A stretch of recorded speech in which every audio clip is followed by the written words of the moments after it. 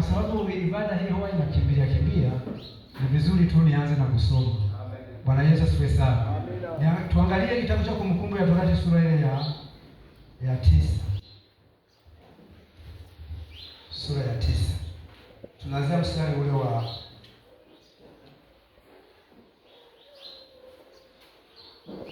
wa tisa pia.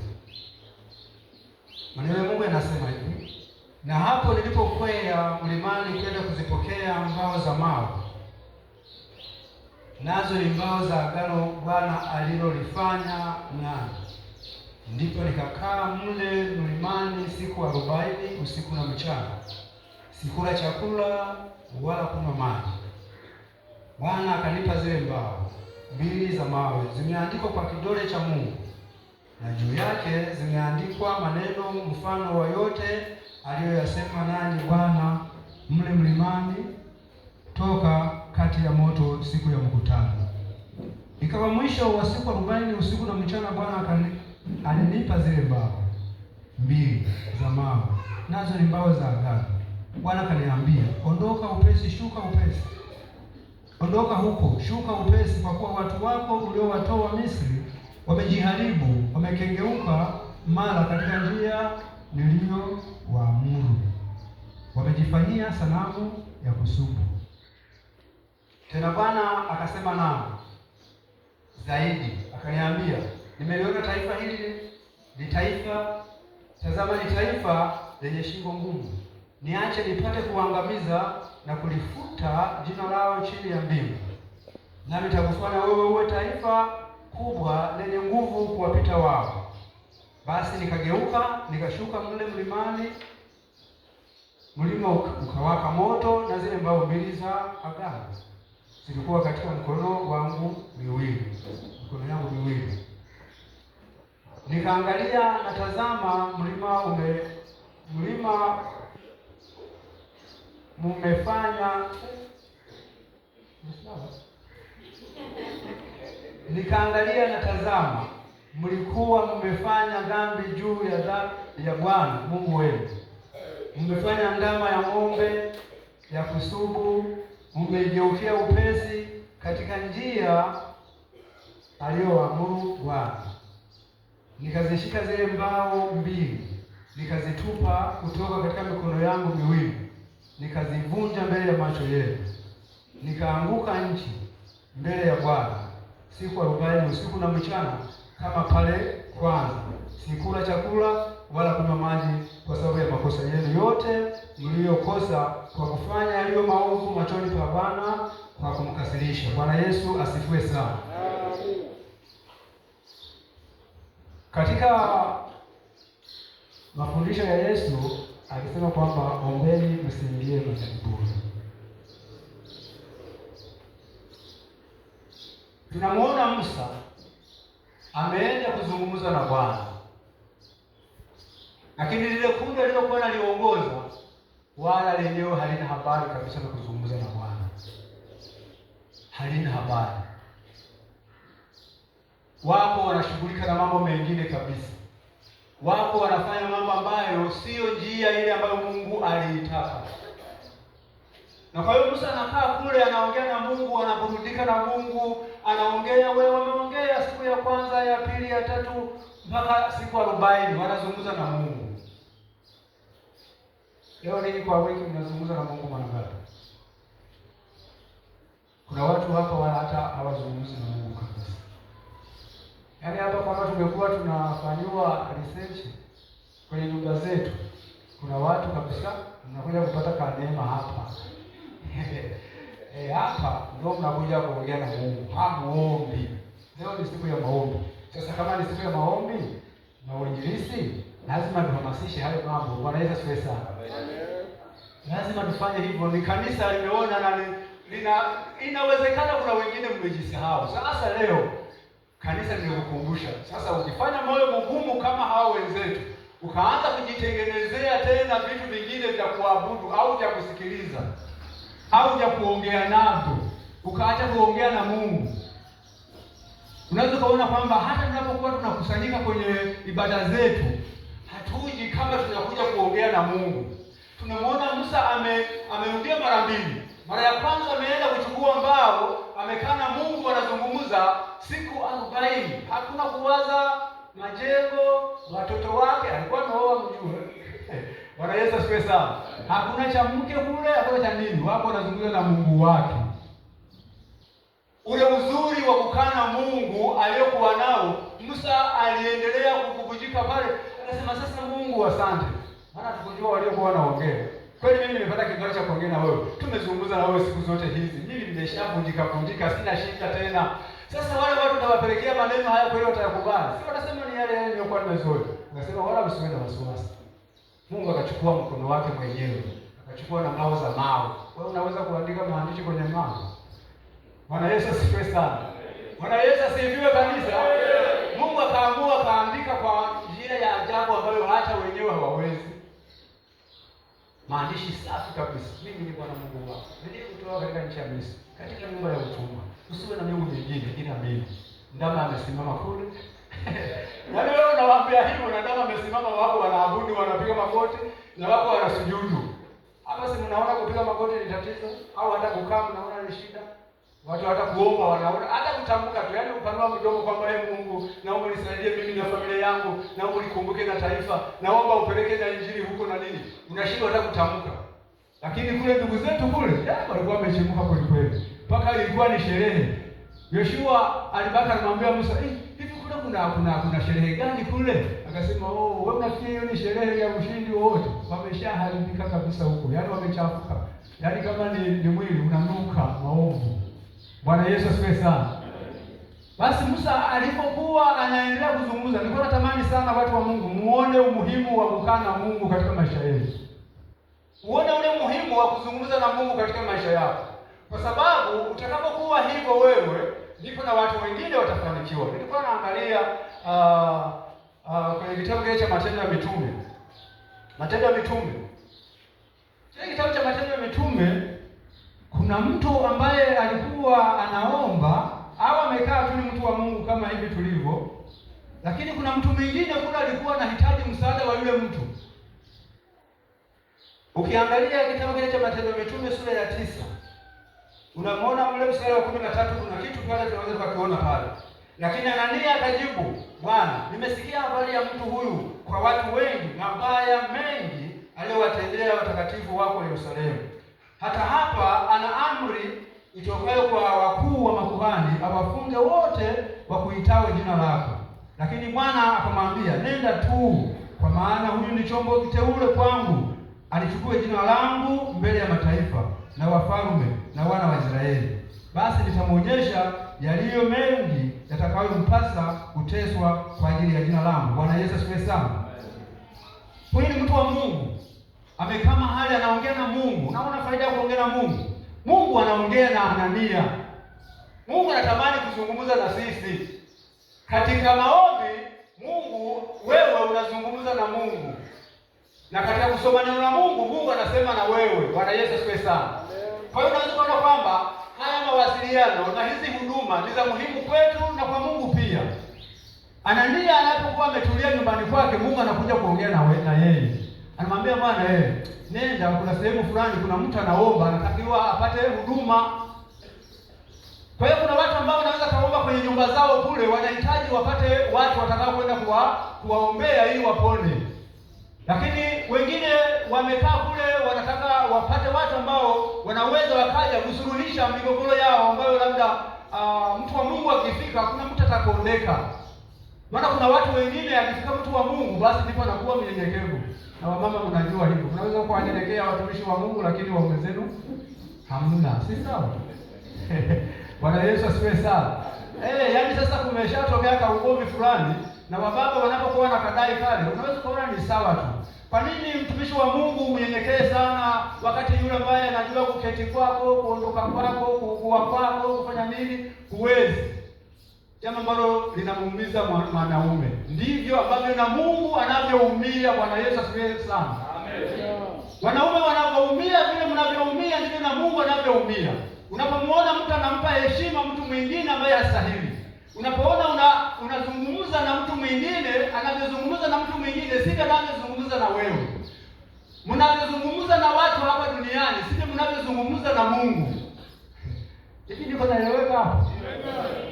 Yaani watu wengi mnajua kuongea sana hapa. Mkiingia mtaani mnaongea sana, lakini hamuongei na Mungu kwenye maombi yenu. Hamuongei na Mungu. Mmekaa tu.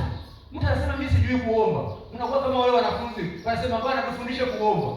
Kweli? Sisi ni wa kusema tufundishwe kuomba sasa hivi. Au sisi toka tumefundishwa wewe hayajaingia. Ndio yale ambayo wanasema kwamba tuna mioyo migumu. Tunaharibu kabisa njia za Mungu, tunaingia njia zingine kabisa. Sasa tunamuona mtu wa Mungu anahitaji msaada wako. Ndio maana nimesema kwamba pale mbele kunahitaji tena neno lingine liingie pale. Unahitaji wewe ambaye tayari unajua kuomba, tayari unajua Mungu, tayari unazungumza na Mungu, uinuke sasa waendee wale ambao wanahitaji sasa huo msaada. Sasa kuna watu wengine walipookoka wameona kwamba wao wakishaokoka basi inatosha. Sio kwamba inatosha, kwamba hii shughuli basi mwachie mtu fulani, sijui watu fulani tu ndio waombe. Hapana. Neno la Mungu limeshasema kwamba wote ombeni nanyi mtapewa. Yaani wote mna mkono wa kupokelea wote. Sio mpaka upokee vidende kutoka kwa mtu mwingine akuombea. Amesema tafuteni, watu mtafute. Mbona mambo mengine tunayatafuta kwa nguvu zetu zote? Watu tunaamka asubuhi saa 11, saa 10, tunakwenda kutafuta maisha ya hapa duniani. Leo neno kuu limesema kwamba tuzingatie mambo yanayodumu. Mbona hivi vitu ambavyo havidumu watu tunafanya vizuri? Mbona tunafanya vizuri? Na Mungu atusaidie tubadilike kwamba leo ni siku ya maombi. Leo tunakumbushana kwenye eneo hili ili watu tuanze mazoezi kuanzia majumbani kwetu, pia kwenye ofisi zetu. Unapoingia basi wakuone wewe ni tofauti na wengine. Wewe ni muombaji. Uombee ofisi yako, uombee biashara yako, uombee watoto wako, uombee taifa lako. Muulize mzee nani Ibrahimu mambo yalikuwa yameharibika kwenye nchi ile ya Sodoma na Gomora. Kulikuwa na ndugu kule Lutu. Mungu akapita kwa Ibrahimu na wale watu waliopita kwa Ibrahimu akawafanyia ukarimu uliopitiliza. Kuna malaika akasema hapana, hatuwezi kujizuia kumwambia sisi tunakwenda kuifanya kule Sodoma. Wakazungumza naye. Watu waliofanikiwa wengi sana walikuwa wanaweza kuzungumza na Mungu kwenye maombi. Pale Ibrahimu anaendelea kuomba pale. Anawaombea wale watu wa Sodoma. Je, wakiwemo 50 mambo yatakwenda kuharibika? Hapana, wale wakiwemo hapo haiwezekani. Kumbe wanahitajika watu ambao mnaweza mkawaombea wale wengine ambao hawaombi. Sisi tumepita pale asubuhi hii saa 11, nimekuta kuna kundi kubwa la vijana. Yaani nyinyi si mnalala, wenzenu wanakesha. Sasa waambie watu wa Mungu wakeshe kwa maombi. Haiwezekani, lakini wanakesha. Tena wanakesha si kwa starehe kama mnavyosikiliza. Walikuwa wanakesha, wengine wako wanapigwa ngumi pale. Dada mmoja alikuwa amevaa kikapu chake kinafika hapa, anapigwa ngumi. Watu wako wanakwenda wanamlia. Watu madada ni wajasiri. Unahimili yaani kwa dunia hii. Yaani kwenye maovu watu wana nguvu ndugu zangu, lakini kwenye utakatifu wadhaifu wa kuongea, wadhaifu wa kutenda, wadhaifu kila eneo. Bwana Yesu asifiwe sana. Amen. Ongea wewe ambaye ni mwaminifu na unaendelea na kazi ya Mungu vizuri. Mungu akubariki sana. Ninakutamanisha ujue kwamba kule nje kuna watu ambao wanalia ili wewe ukifika wapone. Sasa inawezekana ni wewe ambaye ukifika pale mtu apone. Paulo ambaye tunaendelea kusoma habari zake na ambaye amesema kwamba jamani, tusiwe wavivu, tuendelee kuchapa kazi. Huyo alikuwa anahitaji na msaada na yeye aliwahi na yeye kuhitaji msaada wa kiroho. Kwa hiyo wewe na mimi ambaye tunaweza tukawafuata huko, tukishafika kule basi watu wa Mungu wanaweza wakaokolewa kwa msaada wa Roho Mtakatifu. Lakini swala la kuongea na Mungu si huyu tu Musa aliyefanya hivyo, hapana.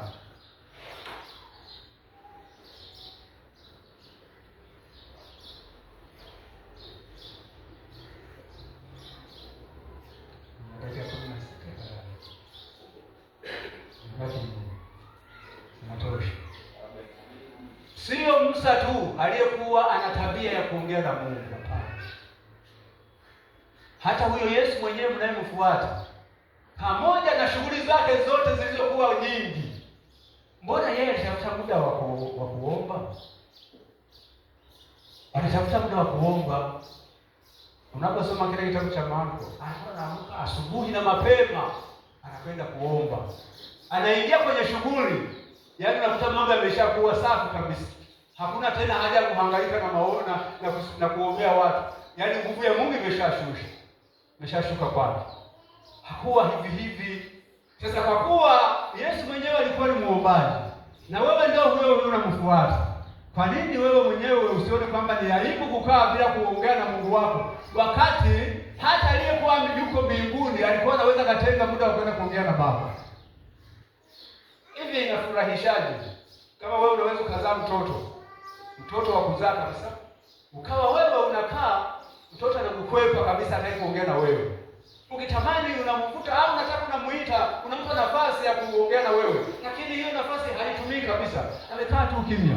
Ila unamuona kule pembeni anaongea kabisa vizuri na watu wengine. Utajisikiaje? Mungu ndivyo anavyojisikia. Si vizuri watu muache maombi. Hapa kuna vipindi mbalimbali ambavyo vimewekwa. Unaweza ukashangaa watu mko wengi hapa. Sasa njoo Jumatano, angalia watu walioko humu.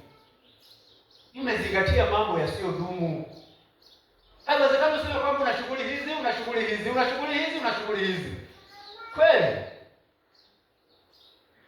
Yaani huo ni mtazamo wa watu ambao hawajakutana na Mungu.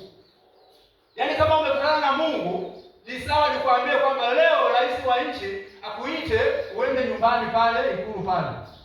Hivi kweli unaweza kufanya mzao ukasema mimi leo sina nafasi, nina shughuli zangu? Mnaweza? Unaweza mkafanya? Hivi hapa kuna mtu aliyeitwa na rais hapa? Hii ndio tatizo. Lakini hata hivyo, hata kama ni mtu maarufu akakuita nyumbani kwake, unakuwa si mnajua mnavyoitwa. Si mnaenda tu na unyenyekevu. Hata watu hao wanaokuzidi wewe si rutusho tu kabisa. Akikuita mtu mwenye hela hapo unaendaje? Na sisi tunatengeneza. Tunafanya vizuri. Akikuita mtu yeyote yule mwenye heshima zake, ukipata neema akakuita fulani, leo nyumbani kwangu nakuitaje? Nasema leo. Sikiliza, nasemaje? Fahamu. Yaani na kiu. Una kiu ya kukutana na yule mtu. Una kiu ya kusikiliza anasema kitu gani. Leo kweli Mungu anawaita njooni tuabudu, njooni mniabudu Jumatano, Ijumaa.